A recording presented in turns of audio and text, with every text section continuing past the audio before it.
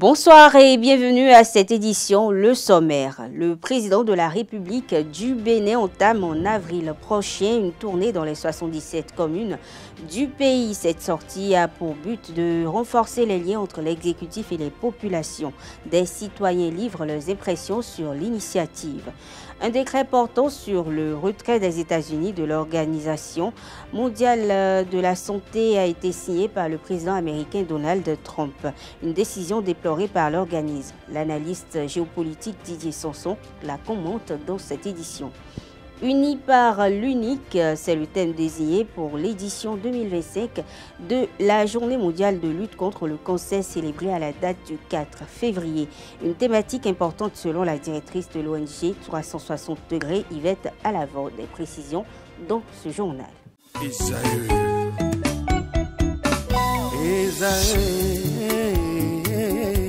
Vous recherchez une école de référence pour une double formation universitaire et professionnelle de qualité? Voici l'opportunité à ne pas rater. L'École supérieure d'administration, d'économie, de journalisme et des métiers de l'audiovisuel ESAE vous offre des programmes d'enseignement en licence et en master orientés vers l'emploi qui font d'elle une référence à travers les filières de l'administration générale et territoriale, l'administration du travail et de la sécurité sociale, droit, diplomatie et relations internationales, administration hospitalière, universitaire et intendance, journalisme et métiers de l'audiovisuel et toutes les filières des sciences de gestion. Une seule adresse, www.esae.bj. Rendez-vous dès maintenant sur nos campus ESAE Bedjromende au numéro 90 93 65 21 ou au numéro 98 98 14 00. Paracourt sur le numéro 52 46 12 12. Aboumé-Calavi au numéro 52 88 44 44. Akpata au numéro 52 88 33 33. ESAE, l'excellence à un nom.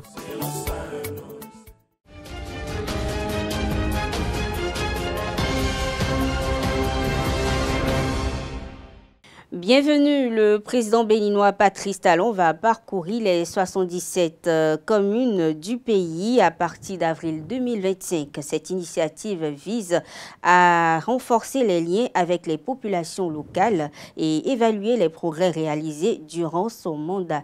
L'objectif principal de l'initiative est donc de renforcer le lien entre l'exécutif et les populations locales. Comme je le disais, le chef de l'État souhaite à cette occasion recueillir directement les préoccupations des citoyens, évaluer l'impact des réformes mises en place et présenter les projets restants à finaliser avant la fin de son mandat. Au cours de cette tournée, il faut préciser que Patrice Talon mettra l'accent sur des secteurs clés tels que les infrastructures, l'éducation, la santé et l'agriculture. Il s'agira aussi de faire le point de l'évolution des projets majeurs dans ces défis, dans ces domaines précités et discuter des défis restants avec les acteurs locaux. Notons également que cette démarche s'inscrit dans une vive volonté de transparence et de proximité avec les citoyens. Cette tournée, comme je l'annonçais, est prévue pour avril 2025 et elle marquera l'ultime phase de son mandat qui n'est pas sa première tournée. Pour les citoyens rencontrés à Cotonou, elle est importante, mais pour d'autres, ils estiment que le chef de l'État n'a pas besoin d'effectuer cette tournée.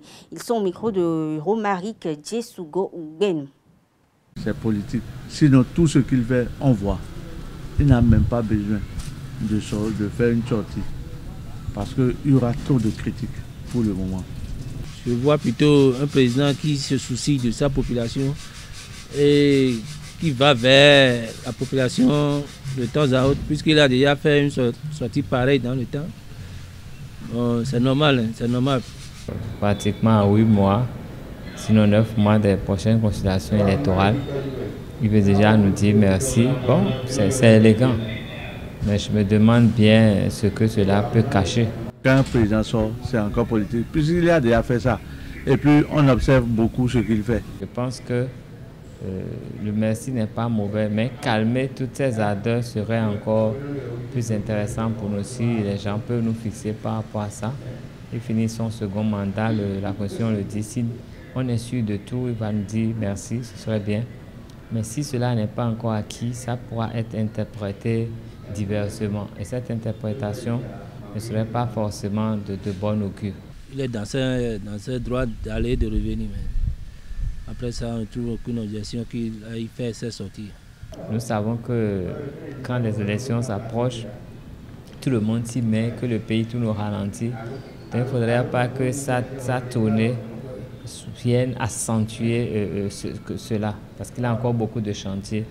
Je pense que merci, oui, mais la meilleure façon de nous dire merci, c'est de boucler la plupart des chantiers ouverts pour que les gens soient vraiment clairs, fixés dans leur tête. Parce que plusieurs se disent que, étant donné que les chantiers ne sont pas tous bouclés, il faudrait revenir et ça crée une certaine hantise. Donc il faut ôter cette hantise avant tout le reste. Lors d'une rencontre entre anciens membres du Parti du Renouveau démocratique ce week-end du 1er février, Maître Adrien Ngwedji a abordé des sujets brûlants, notamment la situation politique actuelle au Bénin.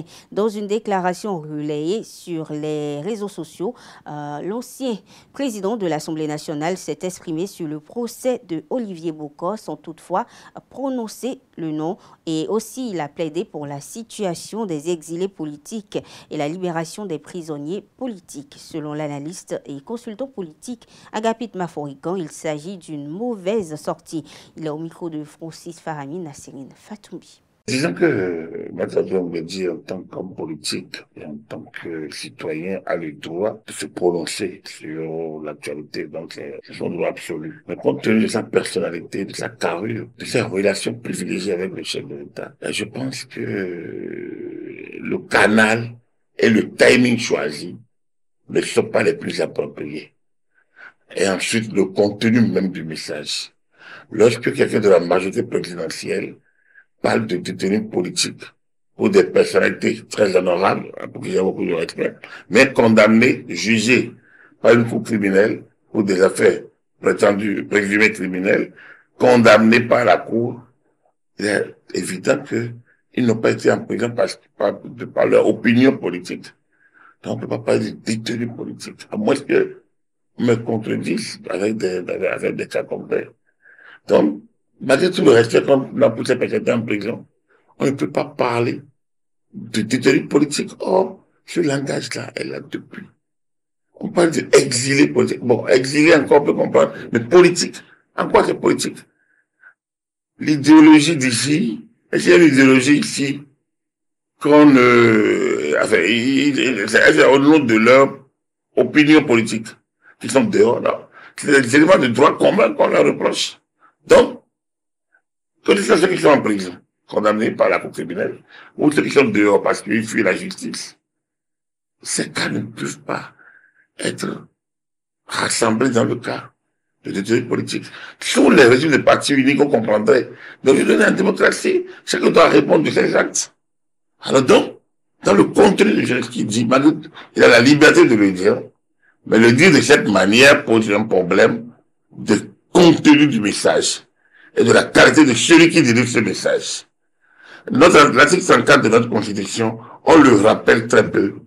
Et tout citoyen a l'impérieux devoir de respecter quoi qu'il en coûte. Ou bien, dans tous les cas, la Constitution et les lois et règlements qui en découlent. En tel, c'est une violation de la Constitution. Lorsque un avocat de la trempe de Maître Adrien Ngwedji, un défenseur de liberté, dit ces genres de choses, ça pose un problème. Donc la première chose, c'est d'abord les qualifications. Le politicien lambda peut le dire. On peut parler de l'immaturité et autres, mais lui, avec son expérience, avec sa carrière, avec sa personnalité, avec tout, et son arrimage au droit, ça pose un peu un problème. Il faut qu'on définisse c'est quoi le détenu politique. C'est quoi l'exilé politique? C'est quoi le détenu simple? C'est quoi l'exilé simple? Il faut que nous comprenions ces choses. Donc, c'est le premier. Ensuite, j'ai parlé du timing. Comme je l'ai dit, aujourd'hui, on vient de finir un procès assez éprouvant pour les gens de la majorité, et sans doute pour le chef de l'État lui-même. Alors, opiner ici, dans le procès, de cette manière-là, lorsqu'on a eu deux avocats qui ont débattu en contradictoire et qui ont, pas des moyens de mettre Babarapé et Maître Charles Malou, qui ont quand même montré que le procès globalement s'est bien déroulé. Sauf un incident sur la composition. Et bon, donc, il y a des incidents dans les procès. Mais de toute façon, il a qualifié ça. Et enfin, il a repris le diatribe du Parti des démocrates à l'assise nationale. Mais pour faire quoi? Dans un régime démocratique où les termes sont respectés, où les institutions tournent, quelle est l'utilité d'assises nationales à imposer? Il y a eu des dialogues politiques. Il y en a eu. Alors, les gens ont refusé de venir à l'époque. Ceux qui sont allés ont eu des résultats concrets. Alors que tout le temps, il faut faire assises nationales, libérer les détenus politiques, les exilés politiques. Finalement, est-ce que ça ne fait pas désordre? Donc voilà un peu, oui, maintenant, a le devoir, a le droit, mais au même moment, compte tenu d'un certain nombre de paramètres, moi j'estime qu'il aurait dû trouver un canal et échanger avec le président de la République et directement, ou alors charger le président de son parti ou les membres du parti. Enfin, il évoque le PRD, oui, certainement. Lui, il gardera le PRD en pensée pendant toute sa vie, sans doute. Mais le PRD n'existe plus, ça ne doit plus exister. C'est fini. Dans les partis régulièrement constitués aujourd'hui au ministère de l'Intérieur, le PRD ne doit plus en faire partie. Ça ne veut pas dire que le PRD, dans l'esprit de ceux qui ont le PRD, a ses valeurs. Mais ces valeurs doivent se fondre maintenant dans l'autre parti. Et donc, l'un dans l'autre, disons, à mon humble avis, c'est une très mauvaise sortie. Je l'annonçais en titre, le président américain Donald Trump a signé un décret visant à retirer les États-Unis de l'OMS, un organisme qu'il avait par le passé vivement critiqué pour sa gestion de la pandémie de Covid-19. Les États-Unis qui avaient déjà entamé les démarches pour quitter l'OMS lors du premier mandat de Donald Trump en 2020 sont le principal donateur et partenaire de cette organisation onusienne basée à Genève. Au micro de Nassérine Fatoumbi, Didier Sanson, ancien journaliste et analyste géopolitique, commente cette décision. Quitter l'OMS parce que l'OMS ne répond pas aux obligations ou aux injonctions des États-Unis. Bon, il nous a habitués à la chose, mais en même temps, il va faire 4 ans. L'OMS ne sera plus l'OMS ne comptera plus dans ses rangs les États-Unis, mais dès qu'il partira, ils reviendront en courant parce que c'est l'Organisation mondiale de la santé, c'est apolitique. Ce sont des gens qui sont des spécialistes, qui ne sont pas des complotistes, qui sont des médecins, qui sont des experts, des professeurs, des gens tout à fait honorables et bien, et qui pensent du bien de tout le monde. Ils n'ont aucune raison de penser que il faut détruire l'espèce humaine. Ça n'a pas de sens. Et l'OMS, quel grand en regret, parce que tout simplement les États-Unis aussi sont des contributeurs, souvent les premiers contributeurs dans ces organisations internationales. Il faut rappeler aussi que l'OMS et l'Organisation mondiale de la santé est une antenne de l'ONU, de l'Organisation des Nations Unies, mais tant qu'à faire, qui quitte aussi l'ONU. Et d'ailleurs, si les États-Unis quittent l'ONU, c'est-à-dire le Conseil de sécurité, ce serait pas mal. Secourir, apporter les vaccins où il faut. Vous savez qu'à l'est du Congo, il y a une guerre là-bas, presque civile, mais en même temps, le Rwanda est un peu derrière, donc il y a la déstabilisation de l'Est africain et en général les pays des Grands Lacs. Donc il y a moins de fonds. Parce que vous me parlez de l'Afrique, mais bon, il n'y a pas que l'Afrique, mais restons en Afrique.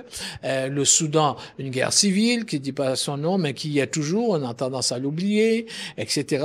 Là, on a parlé d'Ebola, il y a eu quelques cas qui sont revenus, c'est inquiétant, etc. Il y a d'autres maladies qu'il faut combattre, et ceux qui travaillent pour trouver des vaccins ou trouver des remèdes pour arrêter ces fléaux-là, ils ont besoin de moyens. Les États-Unis étant le premier contributeur un peu partout, s'ils se retirent, les organisations vont s'en ressentir, c'est sûr, mais elles ne vont pas mourir. On parle de diplomatie dans cette édition. Le Sri Lanka a célébré ce mardi le 77e anniversaire de son indépendance. À cette occasion, le gouvernement béninois a exprimé ses vœux de paix et de prospérité au peuple sri-lankais. Le message a été publié via son compte Twitter officiel et ce geste diplomatique souligne la volonté du Bénin de maintenir et de renforcer les liens d'amitié entre les deux pays. Pour rappel, le Sri Lanka est situé dans l'océan Indien à une trentaine de kilomètres du sud-est de l'Inde.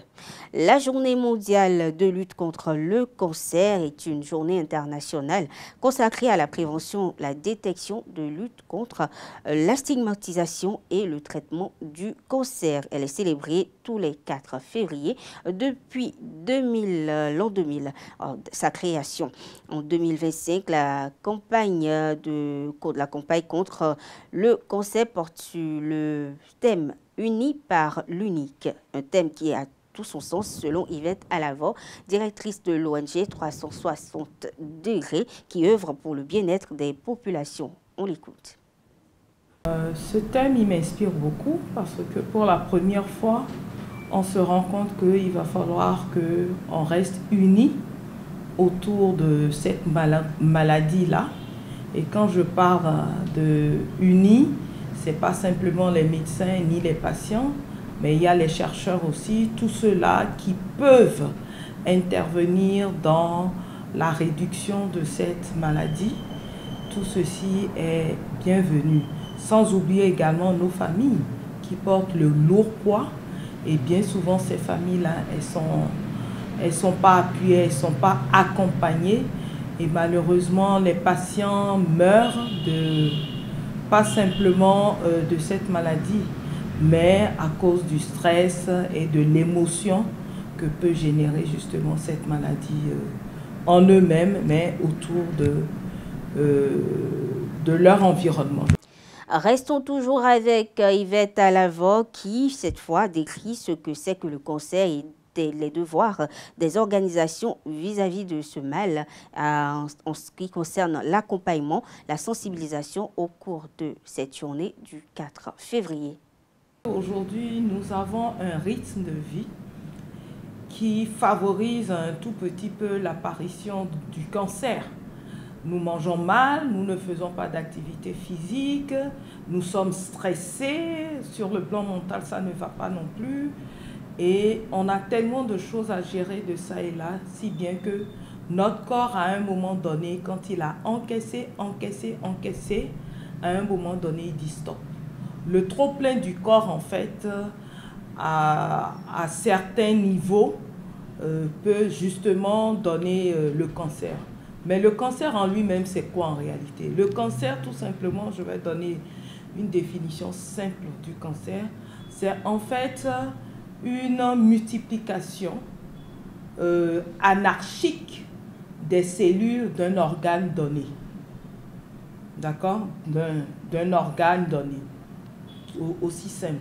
C'est-à-dire, à un moment donné, le corps a tellement donné des clignotants, si je peux ainsi m'exprimer, a donné un certain nombre d'alertes, on n'en a pas pris soin, on a laissé courir et arrivé à un moment donné, les cellules qui devaient se régénérer normalement, elles ne se régénèrent plus comme il se doit et elles se multiplient de façon anarchique. Et les cancers aujourd'hui les plus courants en Afrique, je dirais nous avons le cancer du sein chez la femme, le cancer du col de l'utérus également chez la femme, nous avons le cancer de la prostate chez les hommes, nous avons le cancer du pancréas ou du côlon, pour ne citer que ces cancers-là, qui malheureusement sont des multiplications anormales des cellules de ces organes-là. Donc aujourd'hui, pour ce que moi je peux dire, pour prévenir le cancer, en ce qui concerne les ONG généralement, surtout les ONG santé, il faudrait qu'elles aient aujourd'hui une approche beaucoup plus holistique, une approche qui prend en compte le bien-être santé, parce que c'est très important. La santé, c'est bien, mais tout ce qui gravite justement autour de la santé, il faudrait le prendre en compte également. Nous avons le mental, lié aux émotions surtout. Nous avons le physique, quelles sont les activités que nous menons au quotidien en termes d'activité physique. Nous avons la nutrition. Que mangeons-nous? Qu'est-ce que nous mettons dans nos assiettes? C'est très important. D'accord? Et ces trois variables-là, si on arrive à trouver un bon équilibre entre ces trois variables, associées justement à la santé, je crois que nous pourrons de façon assez drastique réduire justement la prolifération des cancers dans nos sociétés. Notons que ces propos ont été recueillis par Quentin Amoussou. On passe à présent aux actualités hors de nos frontières. Au Tchad, c'en est officiellement fini avec le Conseil national de transition. Place ce mardi à l'Assemblée nationale issue des législatives du 29 décembre dernier. Les députés ont fait leur première entrée ce mardi matin au Palais de la démocratie. La première séance plénière de la nouvelle Assemblée a été supervisée par le bureau d'âge dirigé par le doyen des élus. Et l'objectif de cette première séance est d'élire le premier président de l'Assemblée qui succédera à Haroun Kabadi, dernier président du CNT. Et parmi les noms qui circulent depuis ce jour, il y a Ali Kolotou Tchaimi, député du mouvement patriotique du Salut et ancien premier vice-président du CNT. Notons que dans cette assemblée, le mouvement patriotique du Salut, parti du président Mahamat Idriss Déby, possède la majorité absolue avec 124 élus sur 188. Autre actualité hors de nos frontières, le Mexique a commencé ce mardi 4 février le déploiement de 10 000 soldats à la frontière avec les États-Unis, comme promis la veille, en échange d'une suspension de la menace américaine d'imposer des droits de douane de 25% sur les produits mexicains, a annoncé sa présidente Claudia Sheinbaum. La chef de l'État a précisé que les soldats avaient été mobilisés dans les États qui n'ont pas autant de problèmes de sécurité. Et il s'agit d'un déploiement qui ne laisse pas le reste du pays sans sécurité, a-t-elle affirmé. La presse mexicaine a fait état depuis ce mardi matin de la mobilisation de militaires et de membres de la garde nationale vers différentes villes à la frontière avec les États-Unis tels que Tijuana et Matamoros. On parle sport dans cette édition. L'Union des fédérations ouest-africaines de football zone B, UFOAB, a lancé ce mardi sa toute première formation des médias au siège de l'organisation à Abidjan. Cette initiative marque une étape cruciale dans le développement de la communication sportive au sein de la région. Le président de la dite fédération ivoirienne de football, a officiellement inauguré cette session aux côtés du directeur exécutif de l'Union, M. Philippe Thierry. Ce dernier a chaleureusement accueilli les participants venus de 7 pays membres, le Bénin, le Burkina Faso, la Côte d'Ivoire, le Ghana, le Niger et le Nigeria ainsi que le Togo et M. Thierry a l'occasion à souligner l'importance de cette formation pour améliorer la qualité de la communication dans la zone UFOAB, s'inscrivant dans la continuité des efforts de l'organisation pour renforcer les compétences de ses acteurs clés. Cette initiative, il faut le noter, fait suite aux précédentes sessions organisées pour les coordonnateurs généraux et les secrétaires généraux des fédérations.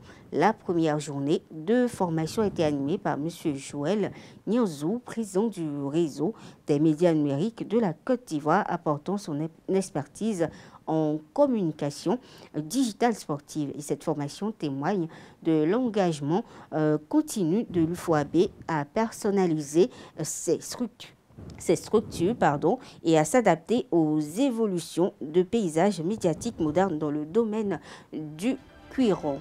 Mesdames, Messieurs, ainsi prend fait cette édition. Merci de l'avoir suivi. Très bonne soirée à toutes et à tous.